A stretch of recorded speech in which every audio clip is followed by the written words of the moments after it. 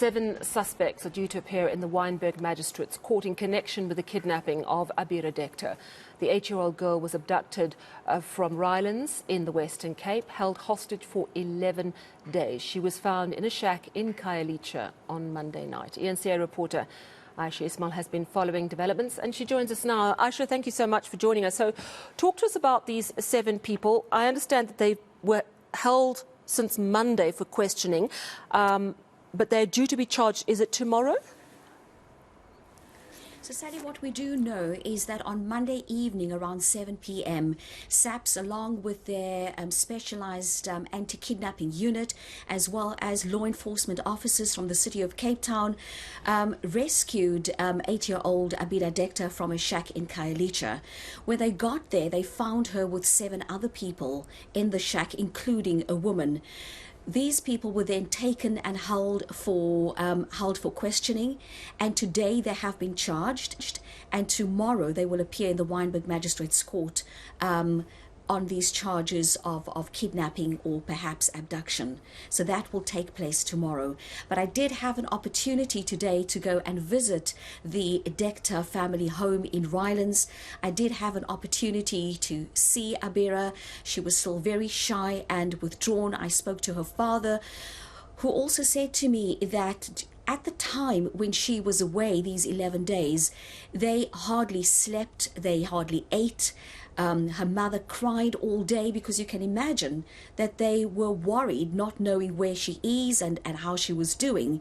But he did say that the kidnappers had made contact with him just days after she had been taken. Now, we know that also that she was taken on the 4th of November. She was on her way to school. She was sitting in that school vehicle, the transport, the bus that normally takes her to school. She was waiting for another child to board this vehicle when the kidnappers struck and snatched her from that car. But this is what Abirah Dekhta said to me about the contact made by the kidnappers. We can't do anything, we can't eat, we can't sleep. We sleep 10 minutes, 20 minutes and then we wake up suddenly. Because we don't know what is going with our child, what Abirah, she did eat or she sleep. We don't know anything. All that always think in our mind. What she doing there, I don't know, and that is the more horrible thing that I can't explain that how we feel. Yes, they give some treating call 3-4 times, but I don't want to tell you what they ask and what. Some of things, for investigation. But they called me to ransom, but that is very difficult call. I pray that call nobody got that kind of call, because that is you don't know what he gonna talk with you and what you gonna give answer. I mean, absolute torture for the family of Abirah while she was being held. But I suppose the focus now falls to little Abirah in terms of her mental health. Because the same torture the parents were going through, one would imagine that Abirah was going through her own type of emotional anguish as well. What did they say to you about how they're going to help her, how she's doing? You said she was very shy, but what needs to happen now to look after her? So, Sally, yesterday when we were at the launch of the Western Cape festive season for the police readiness for the festive season in this province, we did ask Becky Cele as well as the provincial commissioner about about Abirah Dekhta, but also about other victims that they find and the condition that they find them in.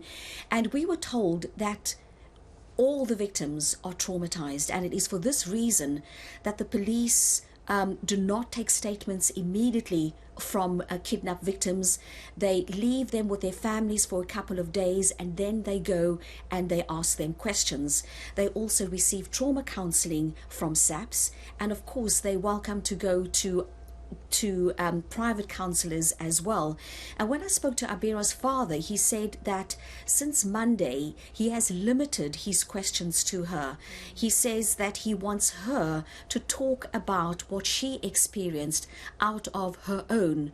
And so I guess that it will take a couple of days for her to to speak openly about what she experienced. What he did say to me, though, is that she was fed, and although she was returned by SAPS in the same clothes that she was wearing on the day that she was kidnapped, he said that she did say to her father that every day they would give her a bucket of water to wash herself, but then to put on the same clothes. He also said that she's not ready to go back to school yet. He will wait until she is ready before she goes back to school. Yeah, and of course, particularly as this sort of happened while she was on her way to or from school, as far as I understand.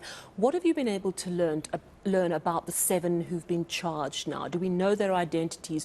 Do we know anything more about them? I understand one of them is a woman, in fact.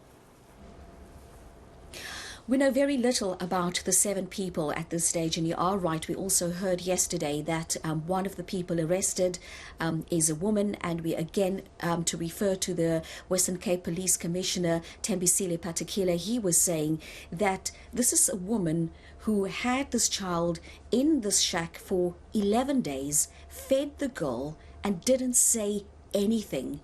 And we also heard during that session yesterday with SAPS, where they were also saying that it would appear as if Khayelitsha has become a hot spot for kidnapping victims, because a number of kidnapping victims have been found in Khayelitsha, and they are calling on residents of Khayelitsha to come forward when they notice that something is just not right, when they notice that people are being kept there, or some suspicious activity, to inform the police. But they're also making a call to people who are families of these kidnapping victims not to pay the ransom, but rather to cooperate with the police. In this case, we know that no ransom had been paid, although there was a ransom demand. Thank you so much for that update, Ayesha Ismail. And certainly does seem like a policing success that this little girl is safely back with her family.